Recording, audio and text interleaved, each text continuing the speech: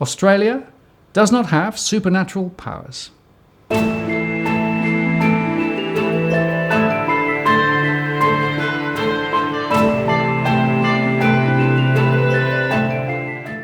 It's Martin North and John Adams in the interest of the people. Hello, John. Hello, sir. How are you going? Not too bad. So we are not superhuman. We are not superhuman, and we're going to sort of talk about all of these reasons I continually hear, private feedback, social media, public commentary, and I'm sure you're hearing the same, that we're sort of extremists. In terms of our diagnosis of what's really happening in the economy, in terms of potential outcomes that could happen in terms of large house price falls or large amounts of defaults or unemployment, all of this sort of stuff. And there's a series of consistent themes that are coming through in that, those things happen overseas. Australia is different. I've heard things around, things like should be right. The government won't allow a crisis to happen. This time is different. The way economics, the way the global economy runs now is different to say 10 years ago or at the time of the Great Depression, and even things like, well, house prices will never fall or come down a bit, but we're never going to see a big crash because it never does. So these are some consistent themes that I heard last year. I've heard for the last 3 or 4 years as I've been doing a number of these articles about Armageddon.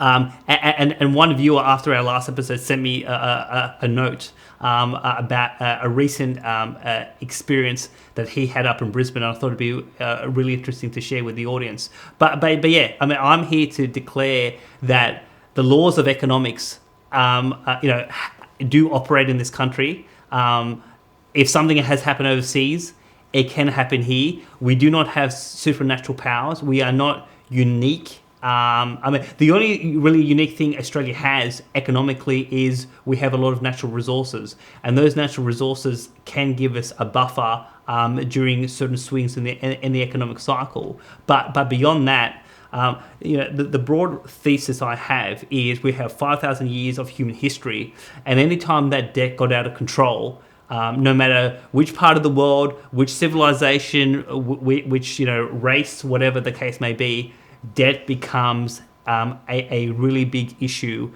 It was the downfall of the Egyptians, the Greeks, the Romans, the Spanish, the British, the Soviet Union.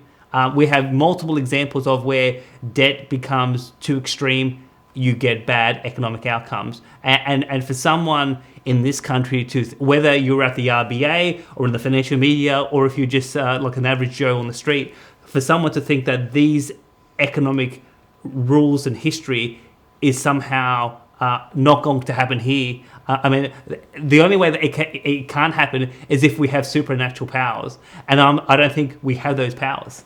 Right. So my theory is it's a bit like gravity, right? Gravity is pretty much the same all around the world, right? It would be like saying, yes, but gravity is different in Australia. Yeah, so to give you an example, John, the ME report that just came out recently said that more than half of households were still extremely positive about home prices. I think they're going to go up in the next year. Exactly. And one of the interesting things that we saw this week, and I know you did a post on DFA, was the ABS data about lending. So the flow of credit is continuing to slow, and obviously that points to continual house price falls coming, particularly over the next 6 to 12 months. So there's a clear, so the data is saying one thing, a whole bunch of people, are believing the complete opposite. And obviously, there's still a lot of people out there that's going to be, that are going to face a very rude shock when all of these things in the economy, when it starts to play out. Well, it's because it's a religion. Property is a religion in Australia, right? And that religion says property prices only ever go up, and they double roughly every 7 years, right?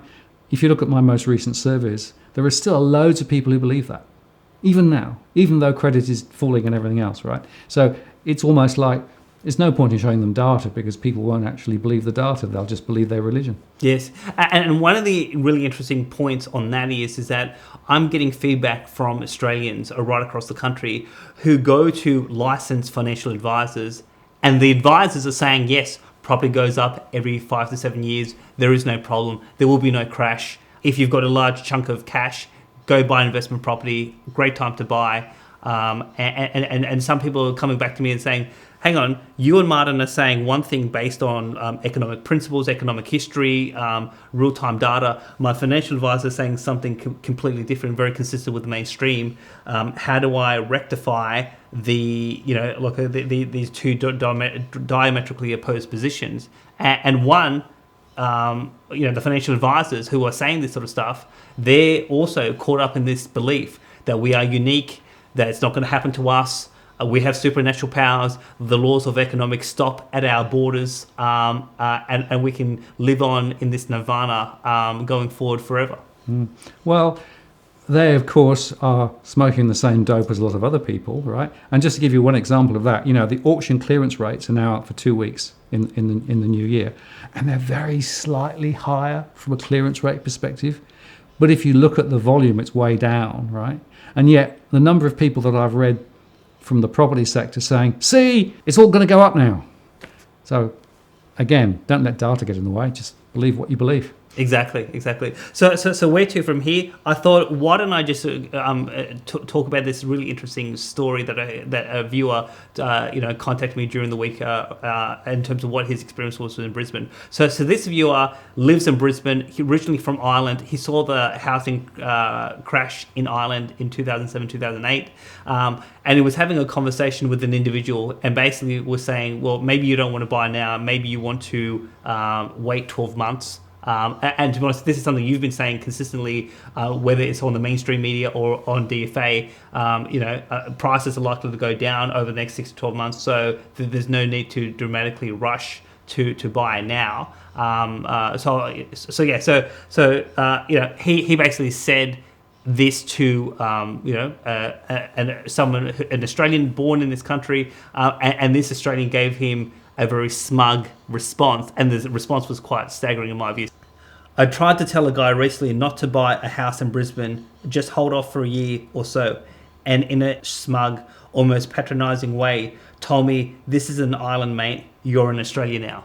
When this viewer told me this, I said, well, what does that mean? You're in Australia now. I mean, what the laws of economics, the laws of banking, in terms of the dynamics of debt, somehow these things are suspended in Australia. So when I saw this, it just I was just shocked by this. So we should have a discussion about that.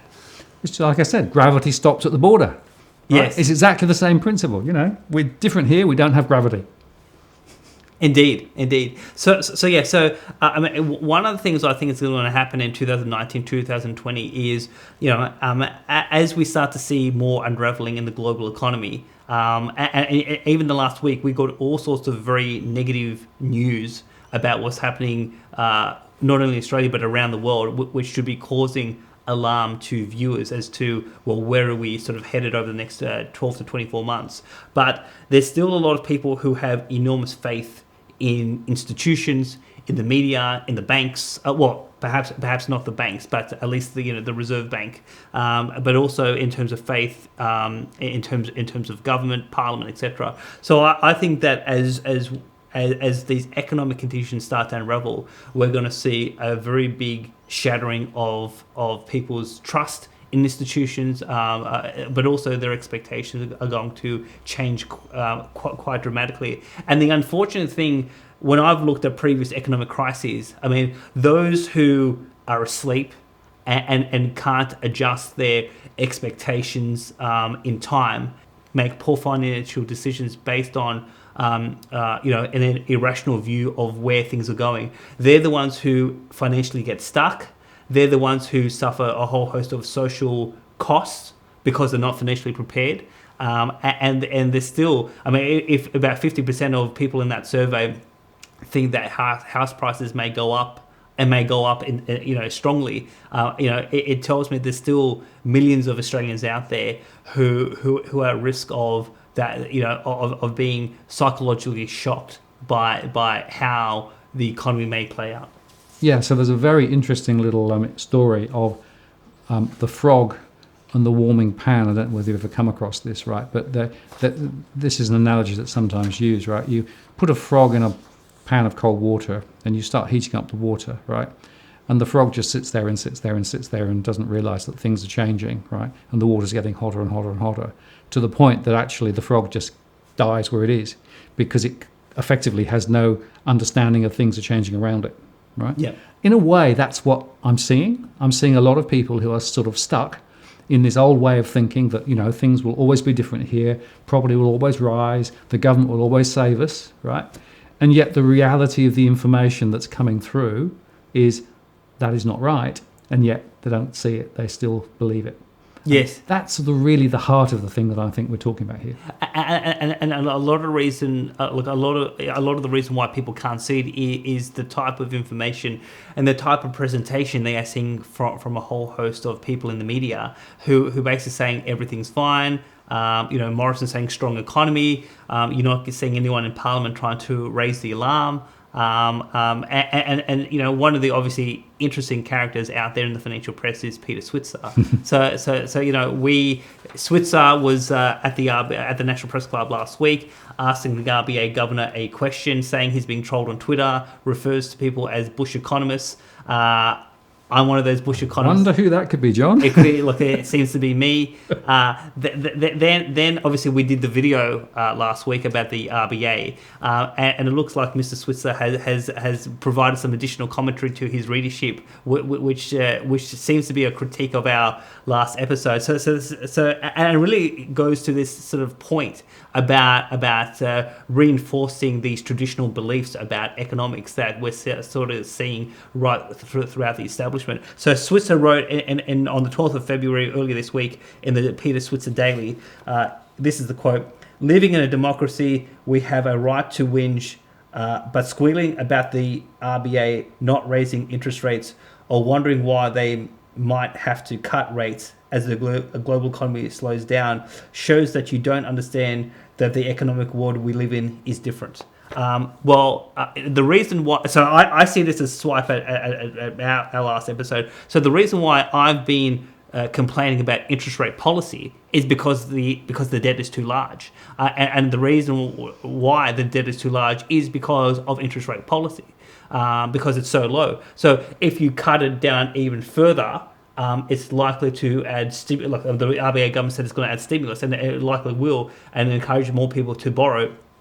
And that becomes like a more unsustainable. But when Switzer's saying we live in a different world, well, I don't think we do. We have 5,000 years of knowing when you have too much debt in a society or an economy, bad things happen. And anyone who believes that we are immune from the course of human history, they're the type of people who are going to be caught out. And unfortunately, those people who will be caught out are listening to these forms of opinion which have no empirical basis.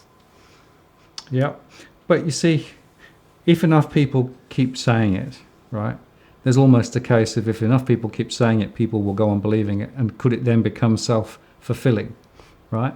So that's sort of what a lot of people are saying, whereas I don't believe that to be true for a second, right? Because the fundamentals of the economy and the fundamentals of the data don't lie, right? But the way that it's presented and the spin that's added to it effectively just pushes in a completely different direction. Precisely. I mean, we're very close to the point of debt saturation. So there's a maximum point in which people can borrow, and then it becomes completely unsustainable, unaffordable, and then you're going to start to see defaults. Well, that has everything to do with in terms of maths and mathematics, as opposed to people talking themselves, that either things are going to be a positive fantasy for the rest of their lives, or things are going to head into the abyss. Mm. Yep. So, are there sort of examples then that we can turn to sort of underscore to people that things are looking a bit sick at the moment? Yes. So there's a number of key stories and points that have popped up in the last few days that I think point to a very concerning trend.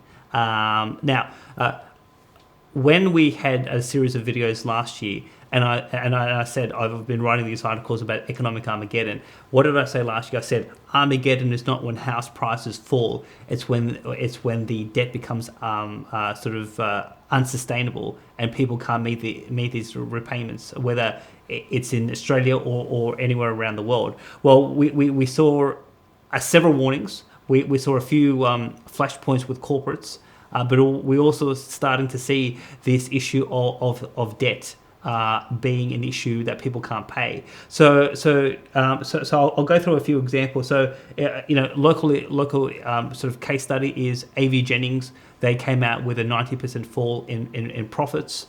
Obviously because of the sort of tighter lending standards in terms of not as much investor demand for new housing, new apartments, etc. So I think that this profit warning, this profit outcome is probably the first in a whole series of either small or large developers really facing tough times. So they still made a profit, but it was a substantially lower profit than they previously did. I think we're going to see a lot of losses in 2019, 2020, as particularly developers in the apartment market, whether it's because of the economic conditions or because of things like Opal Tower, and people are basically saying, well, if Opal Tower can happen, it could happen in other developments. It's too risky. I'm not going to touch them, and people are going to walk away from potentially purchasing those sort of properties. Yeah, and add to that the fact that the banks are continuing to tighten their lending standards to the development sector. Right? Yes. And new approvals are way down, and the stock of unsold apartments, the ones being built or the ones on the plan, continue to rise.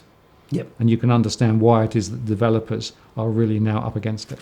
Exactly. So we had as a point too. We had the IMF managing director Christine Lagarde, basically warning earlier this week that we're headed towards a global economic storm.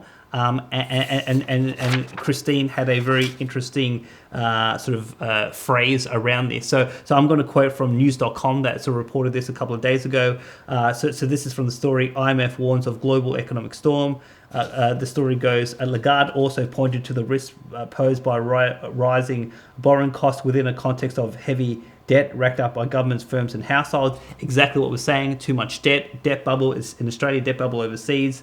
And then the quote is from Lagarde herself, when there are too many clouds, it takes one lightning bolt to start the storm, she said. So when I have previously said about an economic shock, so because I've got this question for 2 years, when's this Armageddon going to happen? And I said, once someone says I can't pay, that will unravel financial markets. That will start to spread in terms of what they call contagion, and then you can get credit markets freezing up like they did in 2007, 2008. So that's the lightning bolt. Ultimately, this Armageddon happens when a big fish says we can't pay. Historically, a recession, depression, financial shock happens in the banking system. But if you have a non-financial corporate who says they can't pay, well, then that obviously will start to spread into the banking system because that's where they largely borrowed the money from. Yep. And we know that debt is rising in the US, corporate debt in the US. We know that in Australia, we've got a lot of households with very high levels of debt. Our mortgage stress has never been higher.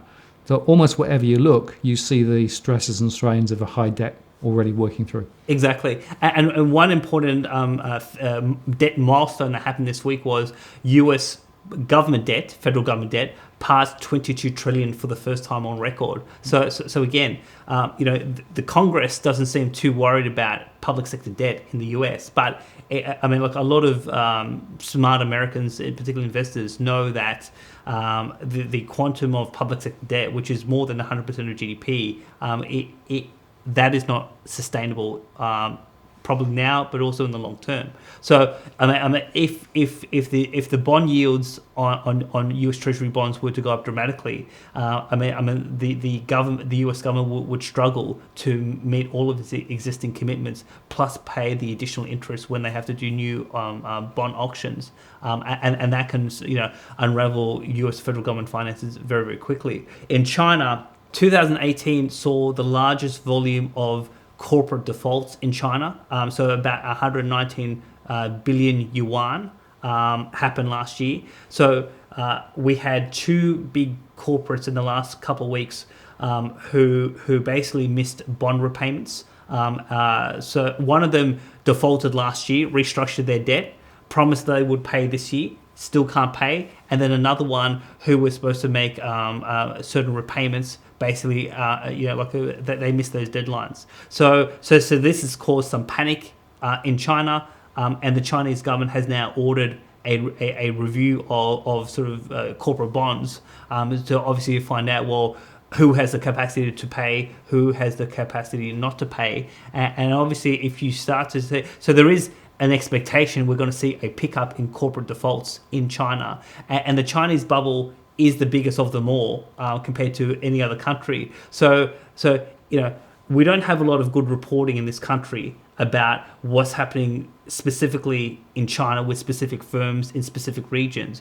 But it could well be that one morning you wake up and you hear of some big Chinese firm, Chinese bank, sort of saying we're done, and that starts to unravel the Chinese economy.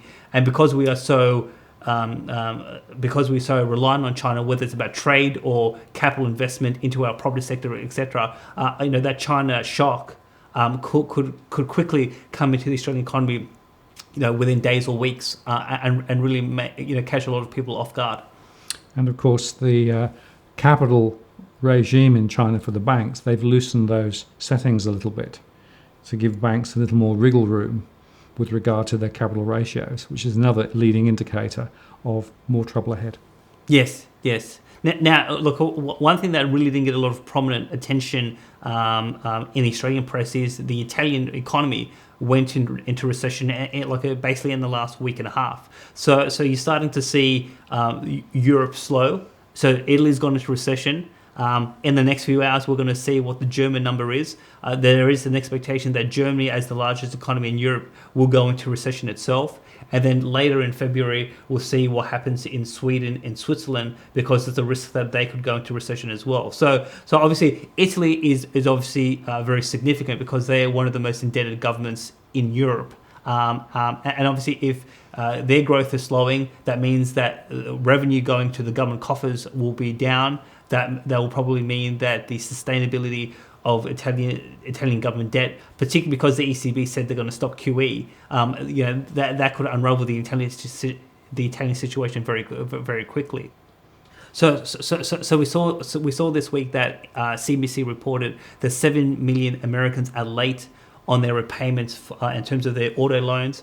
Auto loans, is a huge amount of debt. It makes up 9% of all household debt. Household debt in America is in excess of 13 trillion. So US household debt is more than what it was before the GFC in terms of the nominal amount. 9% is these auto loans. And basically 7 million Americans are late on their repayment. So we're starting to see the Americans struggling to pay these debts. So the Chinese are struggling, the Americans are struggling. Europe is certain parts of Europe are going into recession, and obviously this is where Lagarde is saying one lightning bolt and the whole thing blows up. And yet there's still people here saying we're unique. These things don't impact us. We have supernatural powers. Switzerland saying we live in a different economic world. Well, debt is debt. It's been like that for 5,000 years. And if you've got too much of it and you can't service it, you fall into all sorts of economic and social horrors. But John, that's all overseas. That's over there. That's nothing to do with us. We're here in Australia. We're an island nation, right? We've got a flexible exchange rate. Can't we cope? Can't we cope? Well, we have record net foreign debt. Because the thing is that, I mean, what happens when overseas, if corporates or households or governments overseas default, what actually happens? It means that the availability of credit, that will freeze up. Our foreign debt has about $500 billion that has matured about 90 days. So we have an enormous reliance on these foreign credit markets. So if they start to freeze up, or if the price of credit goes up dramatically, the banks will be hit with that. They will pass on to us. And so in a globalized, interconnected economy, we are extremely fragile. We're effectively a sitting duck, because there is so much. There are so many ways in which these international forces can impact us, and now in a globalized economy, they can impact us much more quickly than previous years gone by. And isn't that the point, that we are not disconnected? We might be an island nation, but our financial system, the economies here and overseas. In fact, most of our exports, of course, drive a lot of our GDP and any of that. So wherever you look at it, we're absolutely tentacly connected to the rest of the world, right? Exactly. So trying to persuade anybody that we are isolated and therefore not going to be impacted and insulated from all of these things is just shouting in the wind. It's completely unreasonable to expect that to be the case. Exactly. So really, to sum up the conversation, we are as ordinary as any other country in the world. We do not have supernatural powers. Any Australian who thinks she'll be right, well, my philosophy has always been she'll be right if we make it right, and the people's interests will be served when people become awake. They take responsibility for their own economic circumstances, they become educated, and they take appropriate action to mitigate the risks that are coming down the pike. So the message is, wake up and smell the roses, John. Absolutely. John, thank you very much. Thank you. John Adams, Martin North, for the interest of the people. Check back next time for our next episode. Thanks for watching.